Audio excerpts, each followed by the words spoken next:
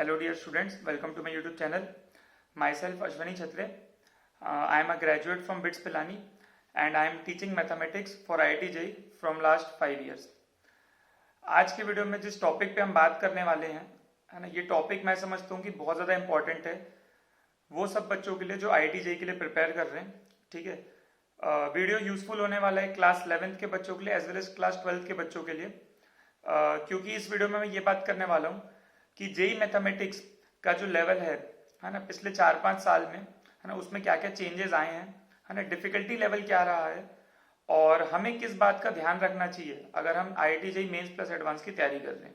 ठीक है, तो यार वीडियो को एंड तक देखना क्योंकि आपको काफ़ी सारी चीज़ें समझ में आएगी जो मुझे लगता है कि बहुत सारे वीडियोज़ में मिसिंग है. ठीक है यार, आज की डेट में बहुत सारे बच्चे यूट्यूब से पढ़ रहे हैं. ठीक है, कई बार बच्चों के कई टॉपिक्स मिस हो जाते हैं तो बच्चे यूट्यूब से देखते हैं. यूट्यूब में बहुत सारा कंटेंट है, ऑब्वियसली IIT का भी, नीट का भी, है ना. मुझे लगता है मैं जिस टॉपिक पे आज बात करने वाला हूँ उस पर बहुत कम लोगों ने बात की है, मतलब मुझे तो नहीं पता, तो मैं सोचता हूँ कि ये आपको बताना बहुत ज़रूरी है. ठीक है, ओके, तो स्टार्ट करते हैं. हम जो वीडियो का जो मेन पर्पस रहेगा, हम जेई मेंस पे फोकस रहेंगे. ठीक है, जेई मेंस में मैथमेटिक्स का जो लेवल रहा है पिछले 4-5 साल में, ठीक है यार, मैंने पर्सनली जो ट्रेंड ऑब्जर्व किया है, ठीक है, आप खुद भी ये चीज देख सकते हो अगर आप प्रीवियस ईयर क्वेश्चन सॉल्व करते हो, है ना. आप 2015 से 2023 के अगर पेपर्स देखोगे तो आप देखोगे कि डिफिकल्टी लेवल में, है ना, काफी ज्यादा आपको इंक्रीज दिखेगा. जो क्वेश्चंस हैं वो टफर साइड में शिफ्ट हो रहे हैं. ठीक है, बहुत सारे ऑब्जर्वेशन है जो मैंने देखे हैं वो मैं आपको शेयर करूंगा, आप भी ये ऑब्जर्व कर सकते हो. ठीक है, आजकल आप देखोगे कि मेंस के पेपर में बहुत सारे जेई मेन के पेपर है जिसमें प्रीवियस ईयर जेई एडवांस के क्वेश्चंस पूछे हुए हैं. ऐसा आप बहुत सारे चैप्टर्स में देख सकते हो. ठीक है, क्या आप ये चीज मैट्राइसिस का अगर आपने प्रीवियस ईयर क्वेश्चंस किए आप देखोगे उसमें कई सारे क्वेश्चंस है जो जेई एडवांस में 3-4 साल पहले पूछा था उसको अभी वो लोग जेई मेंस में पूछते हैं, है ना. ये चीज आप परम्यूटेशन कॉम्बिनेशन में भी देख सकते हो. कई बार डी अरेंजमेंट का क्वेश्चन जो एडवांस में आया है उसी का मॉडिफाइड वर्जन मेंस में आ जाता है. ठीक है, तो ऐसा आप काफी सारा ट्रिग्नोमेट्री में आप ये चीज देख सकते हो, सीक्वेंस सीरीज में देख सकते हो, टेलीस्कोपिक सम भी ऐसे बहुत सारे केसेस आपको दिख जाएंगे. ठीक है, कॉम्प्लेक्स नंबर में आप देख सकते हो. तो ऐसे बहुत सारे चैप्टर्स हैं, आप देखना, आप जेई एडवांस के पीवाईक्यू सॉल्व करना और आप जेई मेन के पीवाईक्यू सॉल्व करना. तो आप ये ऑब्जर्व करोगे कि जेई एडवांस के जो पीवाईक्यूज हैं उसके बहुत सारे क्वेश्चन है जो मॉडिफाई करके जेई मेन्स में पूछे जा रहे हैं, है ना. इससे ये तो तय है कि अगर आपको जेई मेन के लिए पढ़ना है तो आपको जेई एडवांस के क्वेश्चन भी सॉल्व करने हैं, है ना. तो आप देख सकते हो कि जो लेवल है वो काफी इंक्रीज हो रहा है ओवर द इयर्स. मैंने ये देखा है कि क्वेश्चंस बहुत ज्यादा कैलकुलेटिव हो रहे हैं आजकल. कॉन्सेप्ट यार देखो बहुत ज्यादा नया बनेगा नहीं, लेकिन जो कैलकुलेशन है, जैसे पहले अगर उनको क्रैमर्स रूल पूछना था तो डायरेक्ट क्रैमर्स रूल पूछते थे, उसमें कुछ के अननोन डाल के पूछ लेते थे, यूनिक सॉल्यूशन, इनफाइनाइट सॉल्यूशन, जो भी कंडीशन थी. अब क्या करते हैं, वो क्रैमर्स रूल का कंडीशन देते हैं, फिर वो के को किसी नई इक्वेशन में डाल के नया क्वेश्चन बना देते हैं. तो वो क्या कर रहे हैं, मतलब एक क्वेश्चन में 2 क्वेश्चन हो गए वो बेसिकली. ऐसे बहुत सारी चीज है. ऐसे 3D में भी आप देखोगे तो प्लेन का इक्वेशन नहीं पूछेंगे, बोलेंगे वो जो प्लेन है वो किसी और पॉइंट से पास होता है, फिर वो लाइन उससे इंटरसेक्ट होती है, ऐसे और एक्स्ट्रा कंडीशंस डाल देंगे. तो यार ऐसा है कि क्वेश्चन टफ नहीं है लेकिन क्वेश्चन लेंदी हो रहे हैं.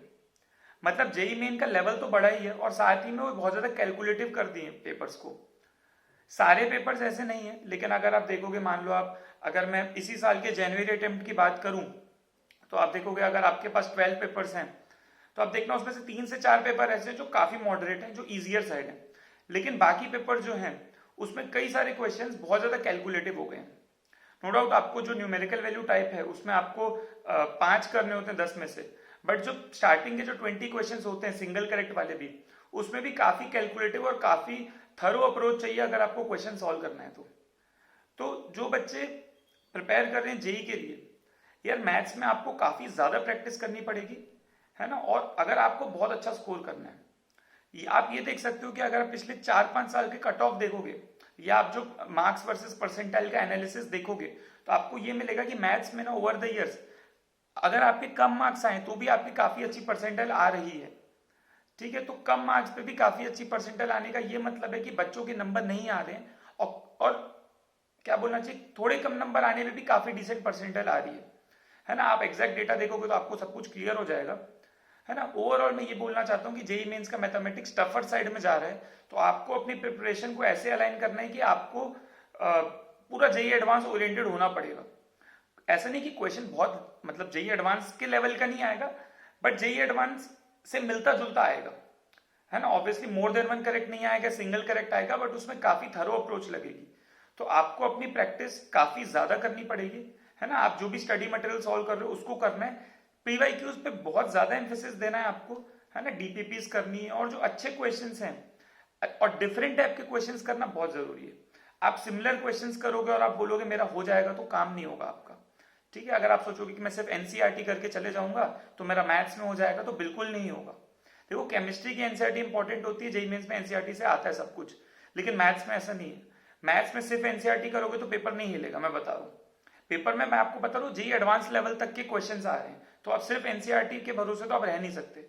जो बच्चे सीबीएसई में जो क्लास 12th बोर्ड के लिए अपीयर होंगे नेक्स्ट ईयर, है ना, आप ऐसे मत सोचना कि मैं बोर्ड का पढ़ूंगा तो मेरा जेईई मेंस का हो जाएगा, बिल्कुल भी नहीं होगा। मैं आपको बता रहा हूँ, दूर दूर तक नहीं होगा।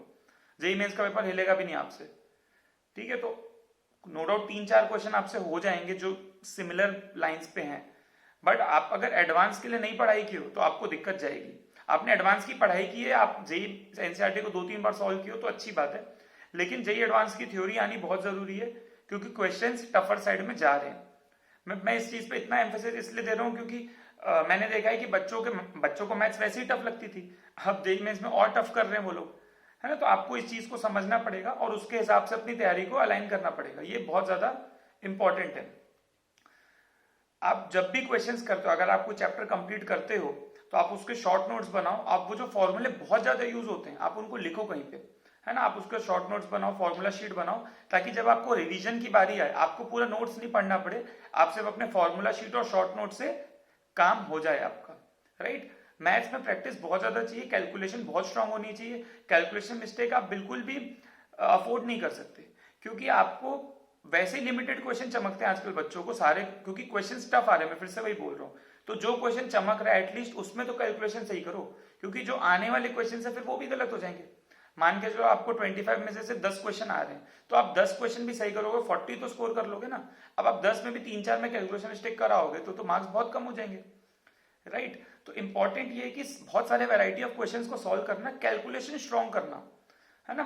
फाइनल आंसर तक अपन को पहुंचने आना चाहिए। ऐसा नहीं कि अपन थोड़ा सा सॉल्व किया अपन छोड़ दे कि चल अब तो आ जाएगा, वो जो आ जाएगा ना वो गलत बात है। वो आपको पूरा आंसर तक पहुंचना बहुत ज्यादा जरूरी है। ये चीज अगर आप नहीं कर रहे हो तो आपको बहुत दिक्कत होगी, ठीक है। तो पूरा आंसर तक पहुंचे, आंसर फाइनल आंसर टिक करोगे तभी आप नेक्स्ट क्वेश्चन पे आओगे, है ना। ऐसा मत सोचो कि हाँ मैं समझ गया अब हो जाएगा।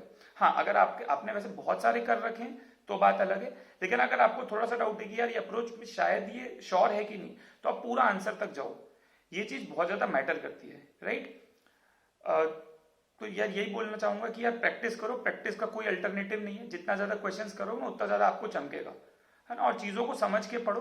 क्वेश्चन जब आप रीड करते हो तो आपको क्वेश्चन जो जिसने क्वेश्चन बनाया है आपको उसके दिमाग में घुसना पड़ेगा कि उसने क्या सोच के बनाया, समझ रहे हो। अगर आप ये चीज कर पाते हो तो आप अगली बार उसी टाइप का क्वेश्चन देखोगे, आपको जल्दी क्लिक होगा, क्योंकि आपको पता है कि क्वेश्चन बनाने वाले के दिमाग में क्या चल रहा है, उसने ये चीज क्यों पूछी, वो कौन सा कॉन्सेप्ट अप्लाई करवाना चाहता है, ठीक है। तो इस चीज पे फोकस करना, ये चीज बहुत मैटर करती है ना। मुझे लगता है कि ये चीज बहुत कम लोग बताते हैं, है ना। लोग आजकल क्या है सब अपनी चीजें बता रहे हैं, है ना। काम की बात बहुत कम लोग बता रहे हैं। तो यार जो चीजें बोलो आप उसको अप्लाई करना, डेफिनेटली आपका बहुत अच्छा रिजल्ट आएगा, है ना। ये चीज इसलिए बोल सकता हूँ कि मैं जब बच्चों को पढ़ाता हूँ, मैंने बच्चों को बताया और काफी सारे बच्चों के बहुत अच्छे रिजल्ट आए हैं।